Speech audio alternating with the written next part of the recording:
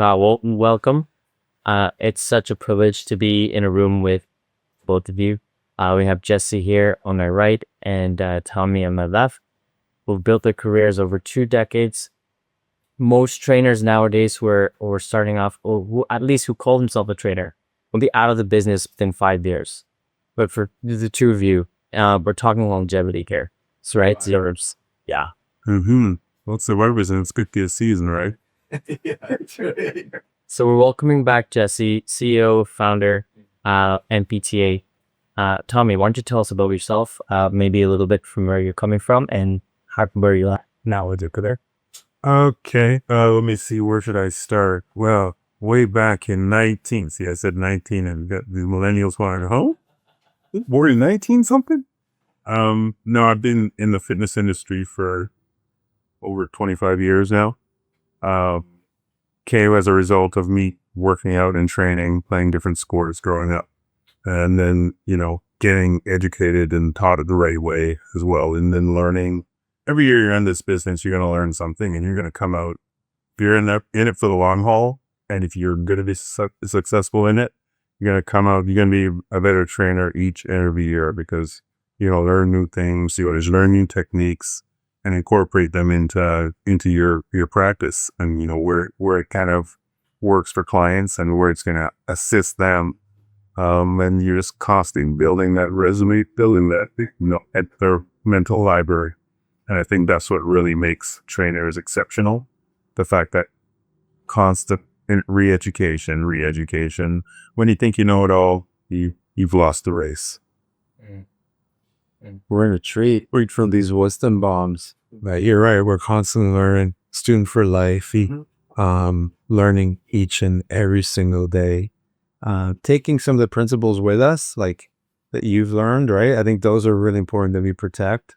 Because there are all these fads that come and go. It's like the shoes are on or in, and then, the shoes are out, and then, they're back again. So yeah, I think we're in for a real treat with Tommy today. So really pumped out there. Glad to be here. And yeah, so Tommy, you'll be the first person that I direct this question to. Okay. What actually qualifies someone to build a life in fitness? Qualifies them? Yeah. Good question. Well, I think building a life in fitness has to be something that you kind of resonate with and resonate to. It's got to be kind of part of what you do. Before I was a professional, I played lots of different sports. I was training, learning from different people, probably some of the wrong people at the beginning. But that was the way it is, right? Now you have social media and you have all these different influencers, which is both good and bad, all depending on where you're coming from and when you see certain things or exercises or routines, does it work for you? Do you know what's happening? Do you know what this person is training? Because sometimes, somebody will see, oh, that looks cool, but they have absolutely zero idea of what it's working, what it's for. And if you don't know that question, then you don't know if it's going to work for you, because you don't really know how to apply it. And then I think over time, that's where the good trainers will kind of separate themselves from everybody else who's around, because clients will start to get that. And that's a lot of the times, and Jesse, it's in the little things, it's, oh, you're going to bench press, okay, I know I got to lay down and I got to push and press, but there's certain techniques that you can use and, some of them will apply for some clients, some of them won't. And that's where the the personal part of training comes into effect, because the same thing doesn't work for every person. We're all built differently. We're all moved differently. So some things you're going to be more comfortable doing and will work better for you as opposed to other things. And sometimes it's a little bit of trial and error as you're going through. And again, that's the beauty of it, because it's constantly changing. Yeah, definitely that personal component ties into that qualifier, and so does passion. I wish I had another P quote,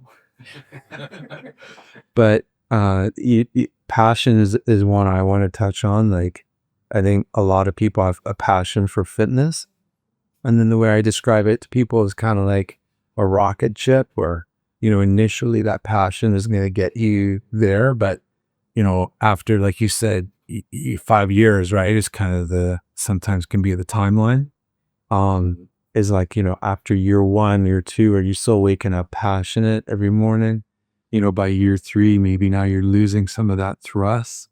So I think it's really important that people's passion turns into purpose, and that purpose is what's going to help them get to year 6, 8, 20, right?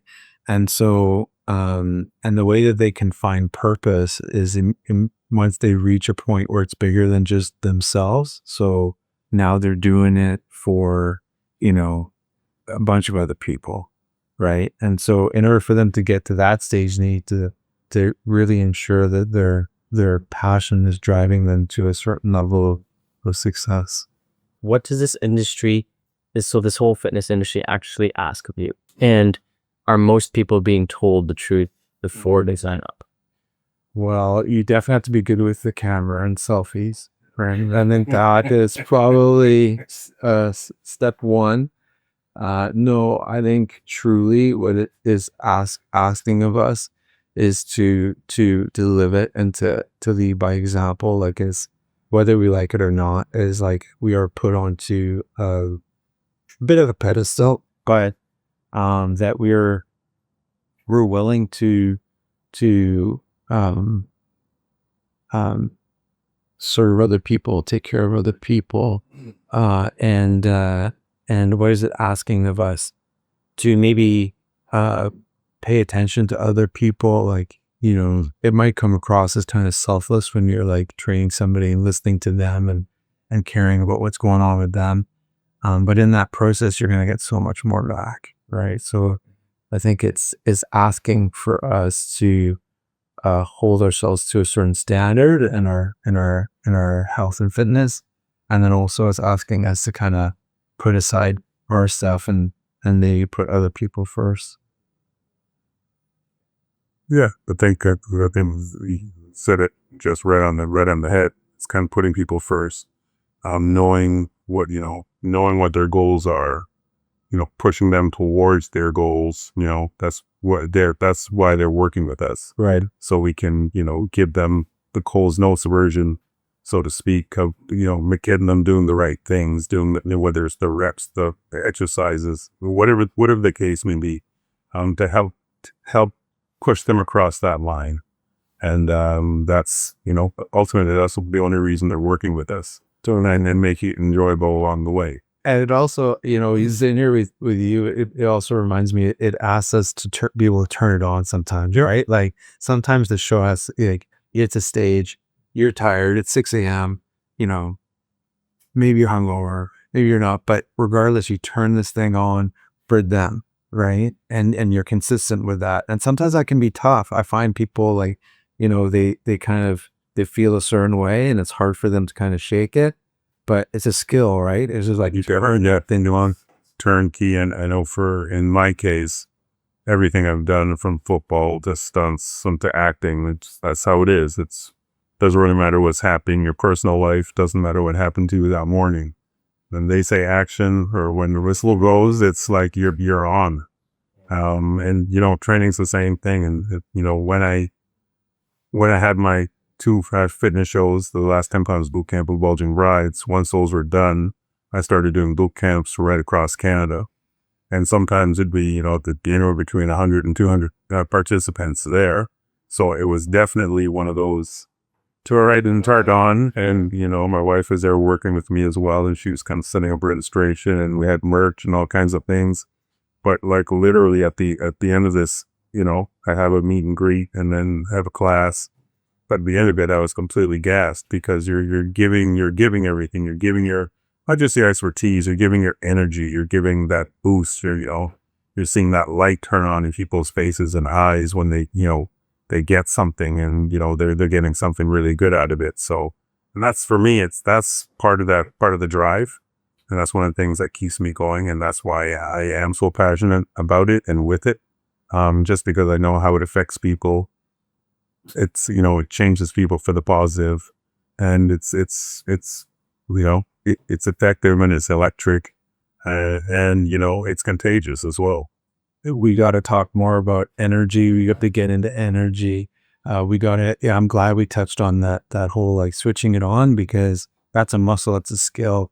But like, where's the energy come from? Because it's so important. Like, where does this energy come from? Like you said, it's fulfilling, it's energizing, but like, where are we, what are we tapping into?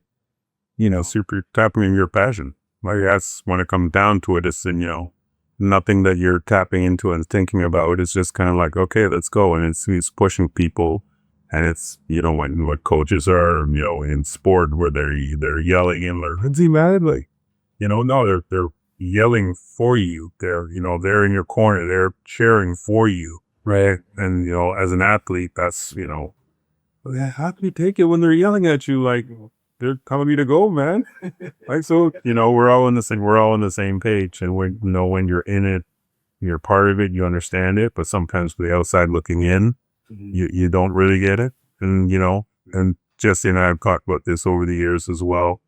Everybody's got a different personality and a different kind of face that they bring that each client and each phase. And it's, knowing how to deal with clients and knowing how to read people and, kind of reading the room. And so that, you're there to kind of push them on, motivate them. And, when things are a little bit tough, whether it's something humorous or something motivating, whatever that trigger is for that particular client, over time, as if you're good at what you do, you'll know what to say. It's not, you know what I mean? It's nothing that's pre-planned. It's literally something that's organic. Personal training, 101. Yep. With Tommy or well, it's true. It's true, right? It's just kind of you want to force that change and elicit that kind of confidence. Like, come on, let's go. And then you can see when people get it. Yeah. And they're patting themselves on the shoulder and are going, that's one of the things that I love about the job.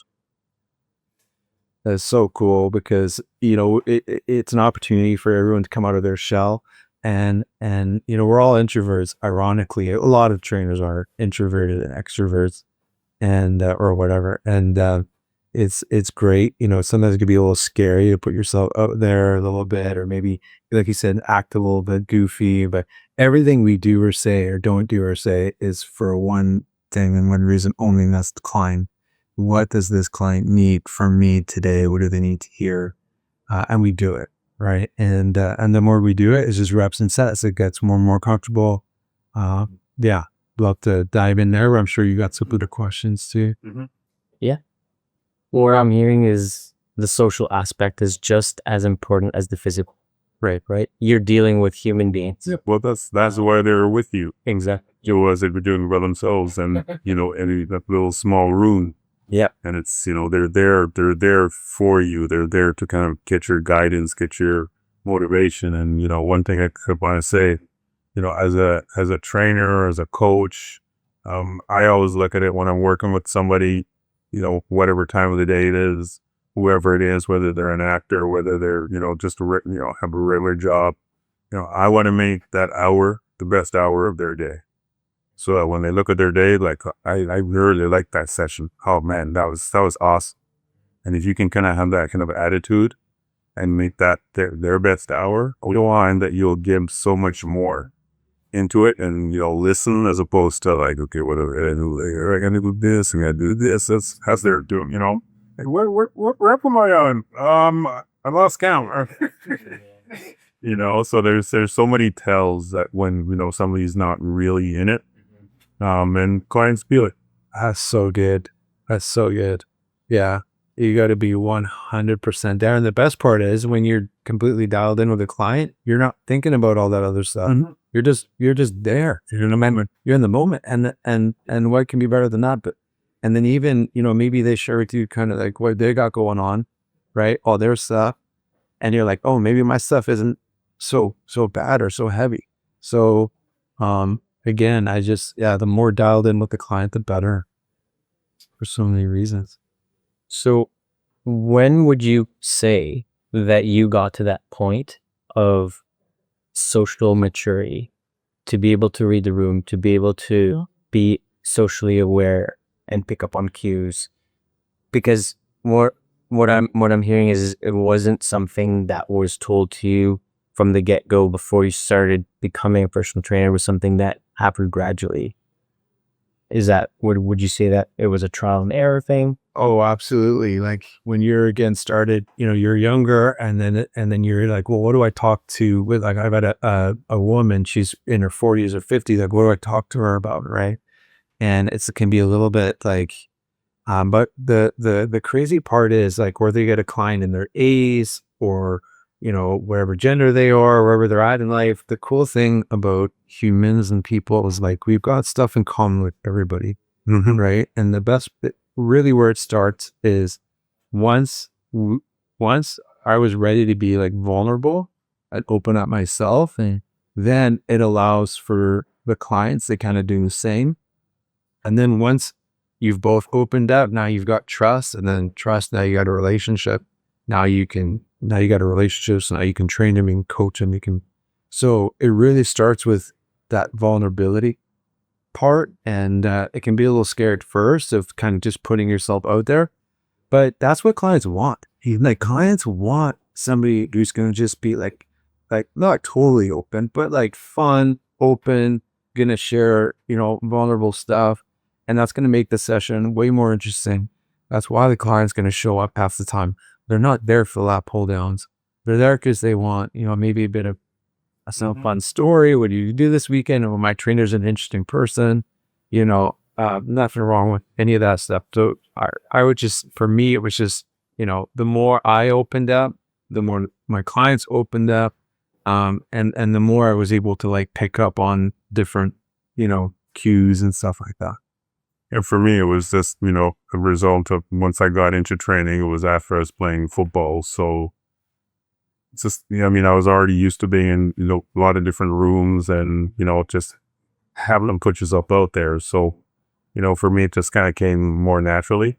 I find when I initially started training, and then I was training a lot of actors then as well.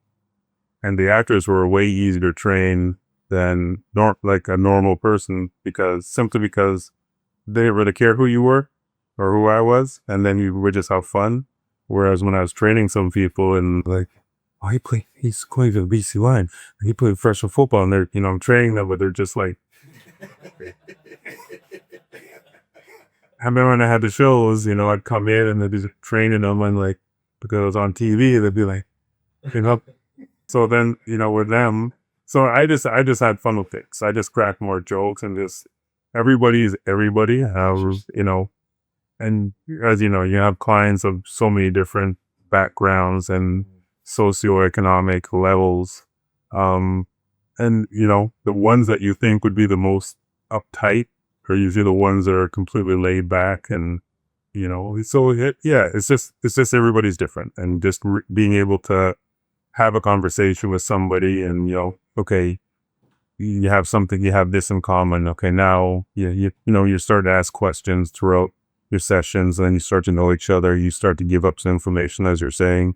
You become more vulnerable. They find out a bit more about you.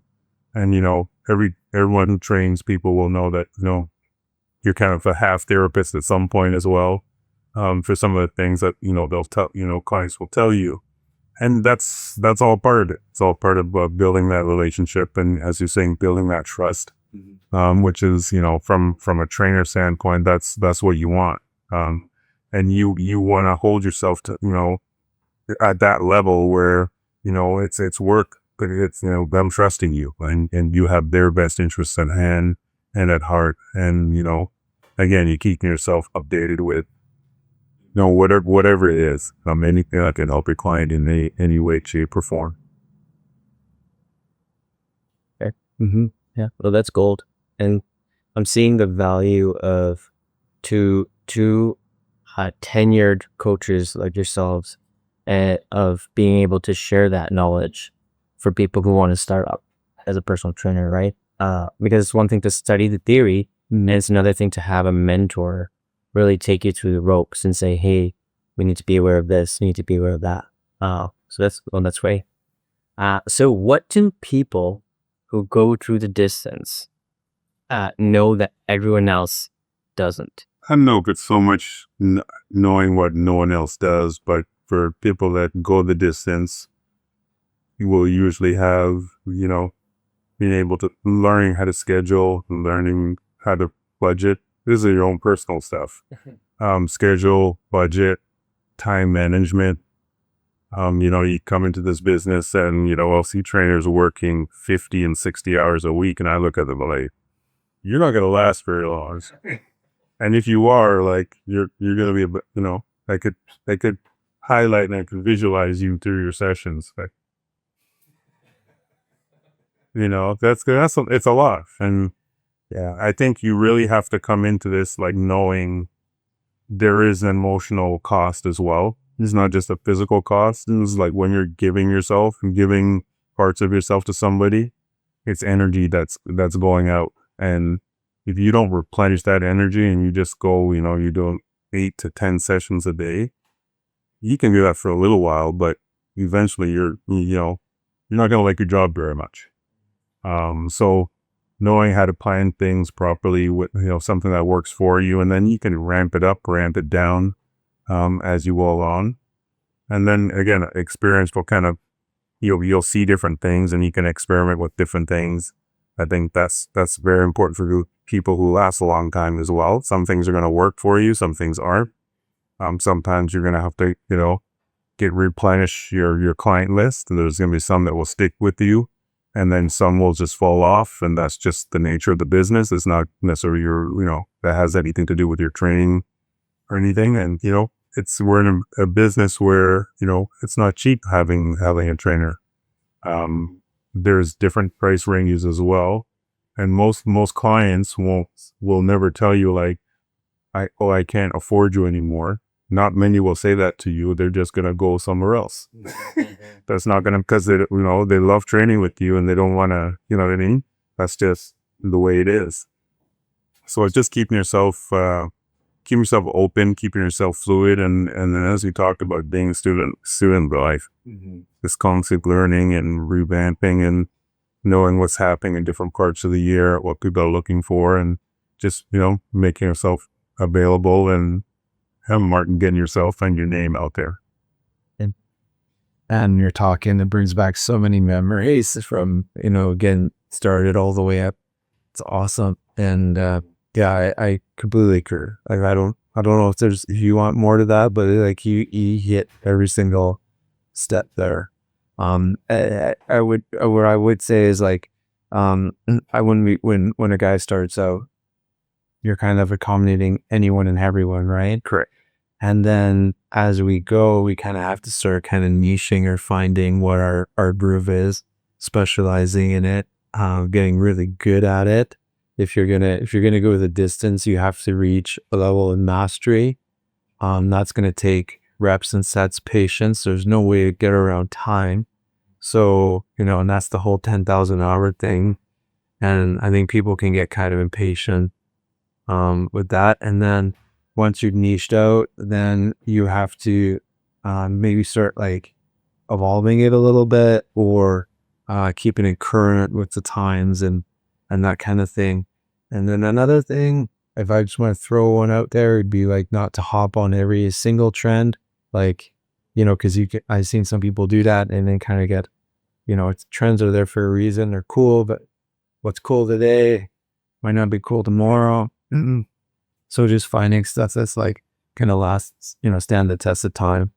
And for me, that was 30 minutes. That was the, what was going to be my thing. And so 30 minutes, and here we are today. Time costs, and now group is absolutely going. Yours was group.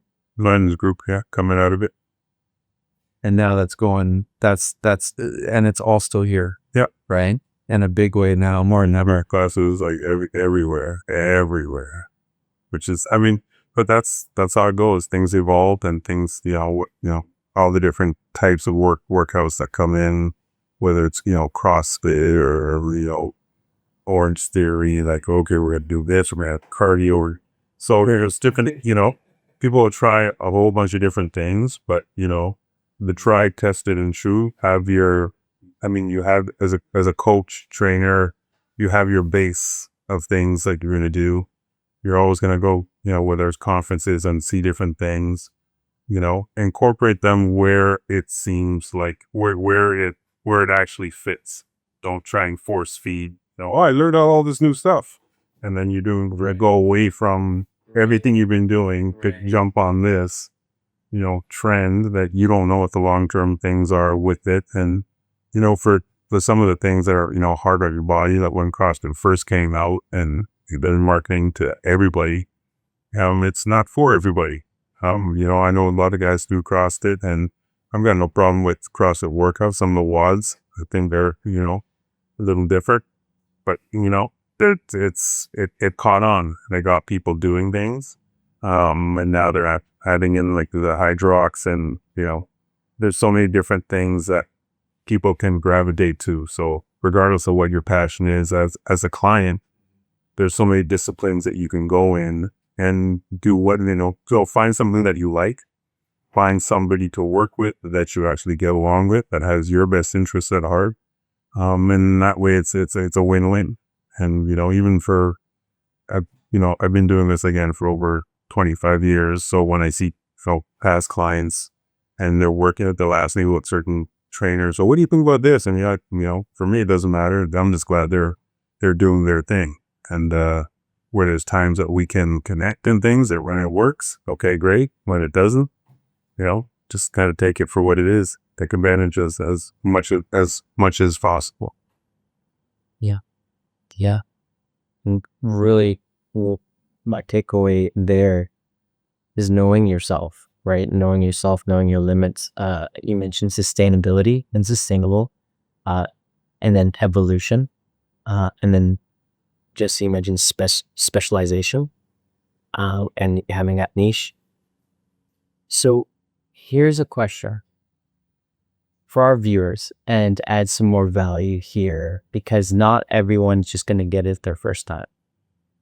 Describe the version of you at that point where you almost quit.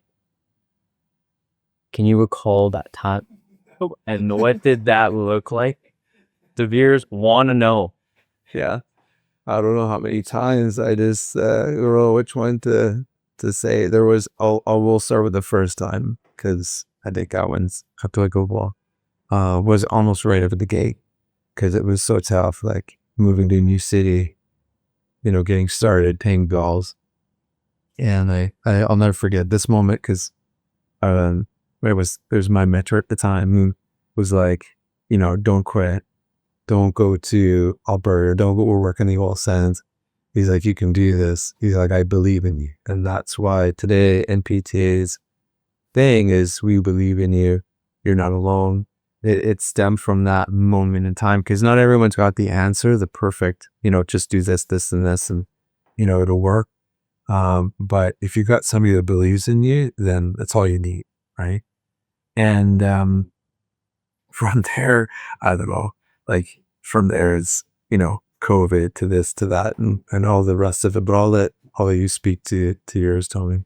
For me, there's really no time that I thought about quitting. Training and fitness has always been, part of my life that kind of joins in with everything that I do, whether it's stunts or acting, whatever the case may be. Now I've fired clients before, so I'll go, the first time I fired a client, we spoke, we met, she told me what she was expecting, her expectations. I told her where I was coming from, and the time I was doing my shows as well. So I didn't have a lot of time, so I let her know that. And after about 3 or 4 sessions, and if I said something, I'm gonna get you something, I'm gonna send it to you today, I'd get a call at like 3 o'clock. You haven't sent it yet, and I'm like, okay, that was first check. Red flag, right? Oh yeah. And something else happened, something else, another check. And then, so I set up the session with her. We did the session. And then I went in my pocket and gave her a check. I said, there's the balance from what you gave me. It seems to me that I can't provide the services and I can't meet your expectations. So I'm just gonna make it easy for both of us. So, you're not losing anything, but oh no, I don't. I was like, no. And simply because when I trained, the 4 times that I trained her, when I knew I was training her, I thought about her from the time I got up until the time I saw her, and then from the time she left until I went to bed. And I was like, no. So, yeah, quit, no, but I will fire, then wait. I love that, because what job can you like partially quit? Whereas with training, like you said, you can just let go of a client and still have other revenue streams, right? Or other clients. So that's cool. And then, yeah, I love the fact that we never even once considered throwing in the towel, because that's just who you are. Fitness is just who you are. It's what you do. Yeah, it's gonna be a grind at times, and you are gonna have to get your name out there and figure out what your time is worth. And I think for trainers, that's a lot of how much And for me, it was simple. I started off. I think I started off. It's charging $60 an hour when I first started, and it didn't matter to me because I wasn't broke, because I just retired from football when I was doing training as a job. And then I was like, I only wanted to work, stay at work. I think I worked 5 hours, 25, 30 hours. I'd do 30 hours a week, but I'll split it up. If I did 8 hours, I would go from 6 to 10. And then from 10 till I think probably 4 or 5. I was out doing my own thing. Living the PT dream. Yep. Then I'd do another 4 hours. Then the next day I'd do 5 hours in the middle. So I set my schedule up that way where it just completely worked for me. I wasn't getting burnt out. And then as I started getting busier, I just started upping my rates. And when you up your rates, you're going to lose a few, that's just, the way it is. But you're going to gain some as well. And for me, it was about gaining my time. Mm-hmm. And that's totally possible when we're switched on with the clients. Like if that's the whole thing, right? Like if you're switched on and you're giving good sessions and the clients are going to come to you, right? You don't have to chase them. And then you're busy while you're there. You bang out a couple of hours. You got the whole rest of the day. Why not put a little extra energy and effort into each and every session, like you said, and then you got that work-life balance, right? It's when you're putting half into the session. Now you're chasing people, you're losing people, you're gaining people. You're at the gym all day. Yeah, chasing time over like you're at the gym for 14 hours and you're working for 6. That never made sense to me. It's like, why'd you schedule like right? Like, well, because I can as a client. Like, my clients call me and say, okay, let's see you Monday. I'm like, if you want this time or this time. And that's how I do it. And I was picking times that worked for my schedule. And because otherwise, if I have to go and come back, and I see trainers do it, and I'm like, I don't know how you guys do it. Right. That guy couldn't do it. It dragged out. So same thing, percent at 25 hours a week, all in. And there was half-hour sessions. So, but I gave my clients, they would drive in from all over. Our clients drive it in from as far as like Langley, Surrey, Donza, because they knew, like, are there trainers in those cities? Yeah, there's trainers in those cities, but they knew if they were going to get results, they were going to get that level of service, that level of a session, they'd be willing to make the drive. So, like you, I tell them when I'm available, right? I even had a wait list. Like you, I also fired clients. I had a 3-strike rule. If you're late, you don't bring your homework, your journal, whatever. I had like criteria, or I'd vet clients that you're ready to give up alcohol, you're ready to commit to 3 times a week. And I find like today we've just like given all that up. We've just given all authority up, or just like, but that's why, like, the more we put into this session, the better. The more we put into it, the better. And it's less work. It's less work if we do that. It's when we don't provide value, we don't bring energy, we don't drive results, we're not on top of these things with our clients. Then we're going to be sitting around at the gym all day with an empty roster, on our phone, wondering, what's going on. So, I say like just put whatever you need to put into that thing. Make sure that the clients are getting results, telling people about it, and then fill up that. You have a full schedule. You have the offset problem. Where do I fit them all in? Mm-hmm. So, Tommy, with your work, Canadian Men's Health Foundation, you've done a lot, with sports culture, masculinity, and talking about health outcomes. What advice do you have for trainers who might be overworked or might be struggling building a business to seek out help? Just, what, there's so many areas, and then all you really have to do is ask. Sometimes you get so overwhelmed and think that, I don't have time for this. Like, you got to make time. You got to make yourself a priority, because, it's the whole kind of thing. It's, if you break down, everything breaks down.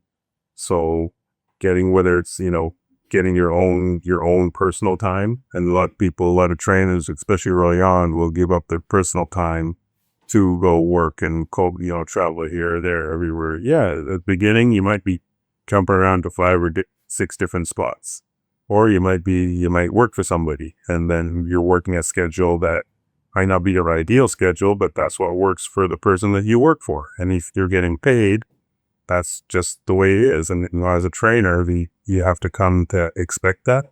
And no, I kind of lost track of what I was going to say there. All good. What was the question again? For encouraging, especially men, because statistically, men are not seeking out health. It's a thing that I think some men might think no one's going to understand. Sometimes it's an ego thing.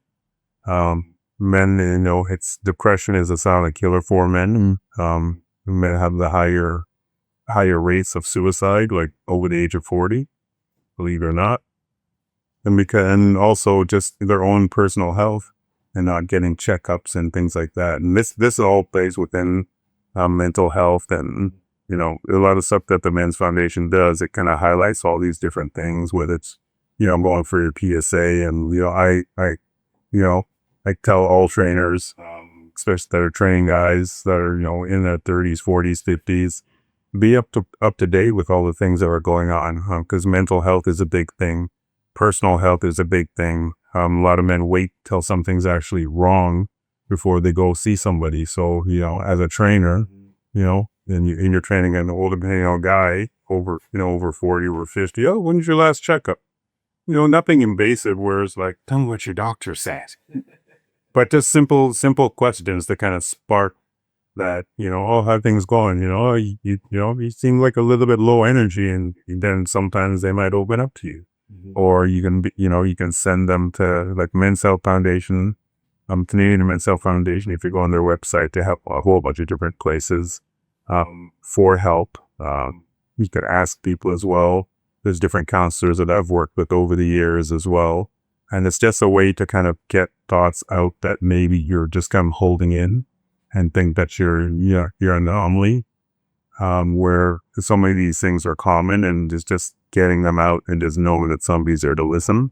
And that could be a professional, that could be a friend, that can be, a lot of times it ends up being a trainer or your coach, because that's who you're close with. And you've had these kind of intimate kind of conversations of, this is going on or that's going on, and then you can bounce ideas back, and then you can send them different sources. And, that's when we talk about, as a trainer or a coach being, a pillar of, something that's, somebody's going to look up to and be like, oh, he gave me this, he gave me advice that, changed everything for me. And then, you'll be looked upon so much differently through that client and everybody else who was involved with them, because they will talk about you. Totally. And, from what we're talking right from the beginning, that's not doing something for yourself. That's putting yourself out there and just doing it. You're doing this for somebody else, but the payback is enormous. And you can see it, right? You can see it when somebody hires a trainer, their life isn't the same. Like their life should be different, right? And really, like, you got the circle of influence. You got like all these people that, might be more often than not pulling them down. And then when we come in as that trainer, that fifth person or whatever, we should have enough influence that like just change that all up for them, right? And you like, imagine that you're struggling with mental health, you're struggling in all these areas. You hire a trainer. It's a really special dynamic. It's a really special relationship.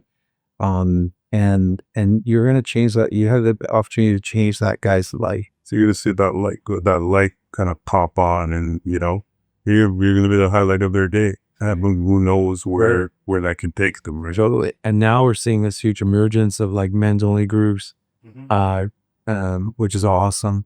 And guys need that. You guys need that pack, that group. It's really important. There's been a huge emphasis over the years of like women's stuff, but now, guys are starting to get kind of the attention and stuff that they need straight. And I love that you're supporting that. Cool. Well, coaches need coaches. And at the same time, those that we're reaching out to may be in need of more than just a workout. So it's a holistic approach. What's harder, playing professional football or building a business? You know what? They're very similar, just in different ways. You have to work. It's the same kind of. I mean, obviously, it's different physical skills. Playing football, but just the setup, just the discipline of training and getting up when everybody's sleeping, and training when it's crappy outside, and lifting when you don't feel like it, and opening yourself up to possibilities of working out for teams and being seen. And then obviously on the business side, thinking of budgets and, location and staff and, marketing. And so it's a lot of personal planning, and really the more you can kind of set yourself up with a proper plan, the easier it's going to be for you down the road. Like neither are easy, isn't it? But there's some things that you're really going to have to, each of them is going to require you to take a leap of faith and jump into the unknown. 100%. I work out 5 days a week. And like that for me, the training's harder, carving out the time, like you're saying, that requires a ton of sacrifice. The business stuff, there's elements that are like really dry and hard, but most of the time it's fun. We do fun stuff. So I could definitely see where that hardcore training could definitely be harder than in some of our fun business stuff for sure. So. Yeah. Well, there you have it. Jesse Benson and Tommy Rook. Thank you both for your time. And I'm sure, our listeners got a lot out of that. Appreciate you. Thanks for having us. Yeah. And I'm looking forward to the next one. And all the trainers out there, just go for your best, be your best self, and put yourself in the position to receive information, and things will, if your head's in the right place, you will be in the right place. And obviously, gonna come down to NPTA. You know what's up. You know where we're at. You know what to do. Tommy, thank you for doing this. No problem. My pleasure. Yeah.